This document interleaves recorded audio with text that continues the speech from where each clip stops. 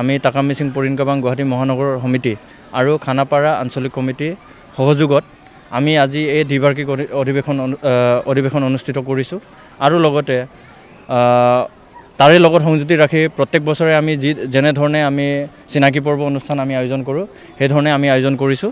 তো গতিকেলৈ আজিৰ যিটো কাৰ্যসূচী তাৰ মূল লক্ষ্য উদ্দেশ্যটোৱে হৈছে যে এই যিসকল আমাৰ নতুন প্ৰজন্ম আছে, নতুন প্ৰজন্মক আমি লগত লৈ এই সমাজখন আমি আগুৱাই নিয়াৰ এটা প্ৰচেষ্টা চলাই আছোঁ।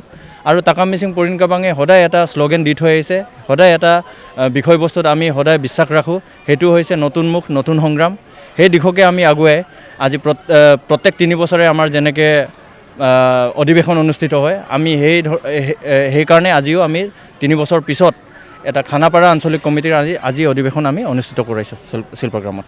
কালচাৰেল প্ৰগ্ৰেমত বিশেষকৈ আমাৰ মিচিং আৰ্টিষ্টসমূহ আহিব। আজি ৰিয়ান ৰাজ আহিব, আমাৰ ৰিশ্মা পাংগিং আহিব, লগতে আবুতুন বুলি আমাৰ এটা ৰক বেণ্ড আহিছে মিচিঙত। তেওঁলোককো আমাৰ প্ৰমোট কৰাৰ এটা সিদ্ধান্তৰে আমি তেওঁলোককো আমন্ত্ৰিত কৰিছোঁ। আৰু বিশেষভাৱে এই লোকেল আৰ্টিষ্ট যিসকল নতুনকৈ উঠি আহিছে তেওঁলোককো আমি আজি চিনাকি দিয়াৰ এটা চেষ্টা চলাইছোঁ। তেওঁলোককো আজি গাবৰ বাবে, তেওঁলোককো গোৱাৰ বাবে এটা আমি ষ্টেজ আমি ইয়াতে প্ৰস্তুত কৰিছোঁ। তেওঁলোকেও আজি গাব, আজি হ'ব। 6th শিডিউল ইছ্যুটো একচুৱেলি আজিৰ ইছ্যু নহয়, সেইটো অনগয়িং ইছ্যু চলি আছে। এণ্ড একদম খুব সম্ভৱ অতি সোনকালে সেই সকলো আমাৰ খিলঞ্জীয়া লোকৰ, অসমবাসী লোকৰ ছাপৰ্টত সেইখিনি আৰু মিচিং, তিৱা, আমাৰ ৰাভাসকলে মিচিং 6th শিডিউলটো সোনকালে পাই যাব বুলি আমি আশা ৰাখোঁ। আৰু ইতিমধ্যেতো আমাৰ আলোচনা চলিয়ে আছে, বাৰে বাৰে আলোচনা চলি আছে।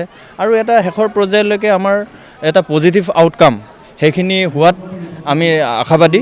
তো গতিকেলৈ চাওঁ আগলৈ কি হয়, সেইখিনিতো পলিটিকেল ইছ্যু চলি থাকিব।